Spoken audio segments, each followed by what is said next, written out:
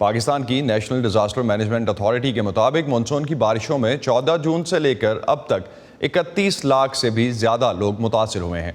सबसे ज़्यादा नुकसान सूबा बलोचिस्तान में हुआ है, जहां 34 के 34 अजला ही मुतासिर हुए हैं।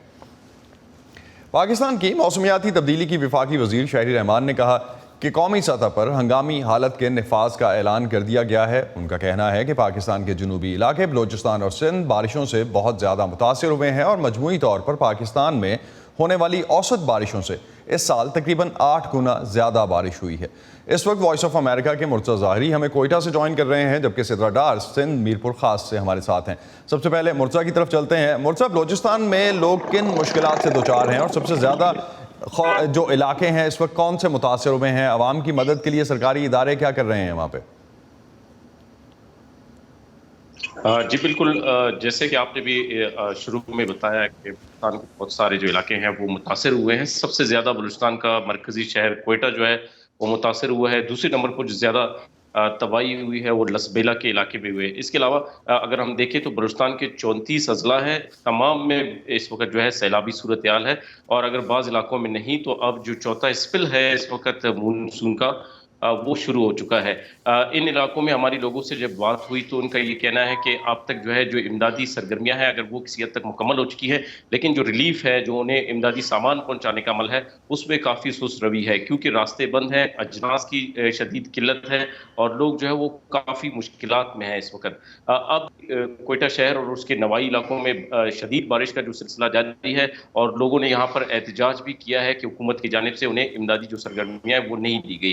ताहम हुकूमत का ये कहना है कि अब एक खुसूसी एक फंड जो ऑपरेशंस के लिए बनाया गया है उसमें जो है लोगों को मुखैर हज़रात से ये इल्तिमास की गई है कि वो इस फंड में जो है वो अपना हिस्सा डाले ताकि जो सैलाब ज़दगान है उनकी मदद की जा सके। मुर्तज़ा, आप हमारे साथ रहिएगा। हम चलते हैं सिद्रा से, सिंध में पूछते हैं वहाँ पे क्या सूरत हाल है। सिद्रा, आपने कराची से सफ़र किया मीरपुर ख़ास तक का, क्या सूरत हाल थी रास्ते में जहाँ आप जा रही थी सफ़र करते हुए, और मीरपुर ख़ास में क्या सिचुएशन है इस वक्त? जी, जब हम सफ़र कर रहे थे तो हैदराबाद से ही हमें मनाज़र देखने को मिले कि दरिया सिंध में अगर देखी जाए तो वहाँ तूफ़ानी है। रास्ते में बहुत सारी जगहों पर तेज़ बारिश थी। उसके बाद जो हमने फसलें देखी वो भी तबाही का मंजर पेश कर रही थी। मीरपुर खास पहुँचने पर हमने आज सुबह से लेकर शाम तक मुख्तलिफ देहातों और गाँव का दौरा किया है, जहाँ पर सैलाब की वजह से बहुत तबाही हुई है। ये सिंध के ज़ेरी इलाके हैं, यहाँ पर अभी उस तरह से बारिश नहीं हो रही जिस तरह से बलाई सिंध में हो रही है, लेकिन चूंकि यहाँ पे रहने वाले जो लोग हैं वो कहते हैं कि उन्होंने पहले कभी इस तरह की बारिशें नहीं देखी। 2010 में, 2011 में जब फ्लड आए थे तो उनको वक्ती तौर पर एक हफ्ते के लिए बाहर आना पड़ा था, यानी कि सड़कों के किनारे रहना पड़ा था। लेकिन इस वक्त जो सूरत हाल है वो 10 अगस्त के बाद से इतनी ज्यादा खराब हो चुकी है कि जो गांव के देहात हैं वो पूरे डूब चुके हैं, घर खत्म हो चुके हैं, फसलें तबाह हो चुकी हैं। लोग सिर्फ अपने मवेशियों के साथ और अपने बच्चों और खवातीन के साथ सड़क किनारे पर हैं। जहाँ तक रिलीफ की बात है तो अभी तक हमने कहीं पे रिलीफ का जो इमदादी सरगर्मियां हैं जो कि हुकूमत की तरफ से होनी चाहिए थी वो नहीं देखी। ताहम हमें एक मेडिकल कैंप नजर आया है और कुछ नौजवान नजर आए हैं जो खाना तकसीम कर रहे थे। ज्यादातर लोगों से जब बात की तो उनका यही कहना था कि वो इमदाद के मुंतज़िर हैं, उनका जो माल मवेशी है उसका नुकसान हो चुका है। जमीनों पे जहाँ पे वो काम करते थे वहां से उनको कोई मदद नहीं मिल रही। कुछ ऐसे जमींदार होंगे जिन्होंने जो उनके जमीनों पे काम करने वाले लोग होंगे उनको आटा फराहम किया होगा, लेकिन जो इस वक्त सबसे ज्यादा जो बुनियादी सहूलियात है उसका फुकदान है। जो खवातीन हैं, बच्चे हैं, वो सड़क किनारे बैठे हुए हैं। मुसलसल वक्फे वक्फे से बारिश हो जाती है, कभी पूरी रात चलती है। बच्चे बीमार हुए हैं। खवातीन के लिए सबसे ज्यादा मसला टॉयलेट का है जो कि यहाँ पर नहीं है। सिद्रा, जो सिचुएशन आप बता रही हैं वहाँ पे, और ख़ास तौर पे जब आप कह रही हैं कि जो भी इमदादी सरगर्मियाँ हैं वो ज़्यादातर शायद जो कारकुन हैं उनकी तरफ से निजी सतह पे देखने को मिल रही हैं और हुकूमती सतह पे उस तरह के कोई जो है वो अभी तक इक़दाम सामने नहीं आए। मुर्तज़ा की तरफ मैं जाऊँगा और फिर वापस आपकी तरफ आऊँगा यही जानने के लिए कि नुकसानात का तखमीना क्या है। मुर्तज़ा, आपके पास भी शायद बारिश हो रही है, इसी वजह से आप बाहर नहीं हमसे बात कर पा रहे हो, अपने इस वक्त ऑफिस में हैं शायद। क्या सिचुएशन है, नुकसानात का तखमीना क्या है अब तक? जी बिल्कुल, अगर जो जानी अमवात हुई हैं इस वक्त, जो जानी नुकसान हुआ है, PDMA के जो काम का कहना है कि अब तक तकरीबन 230 के करीब अफराद जो है ओवरऑल बलूचिस्तान में उनकी हलाकतें हुई हैं।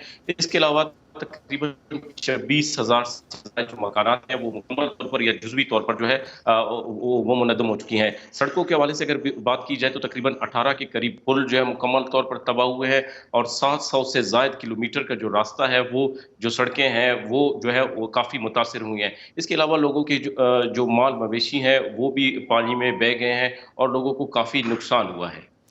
जी बहुत शुक्रिया मुर्तज़ा। चलते हैं जानते हैं सिद्रा से मीरपुर ख़ास की जो सिचुएशन हमें बता रही थी।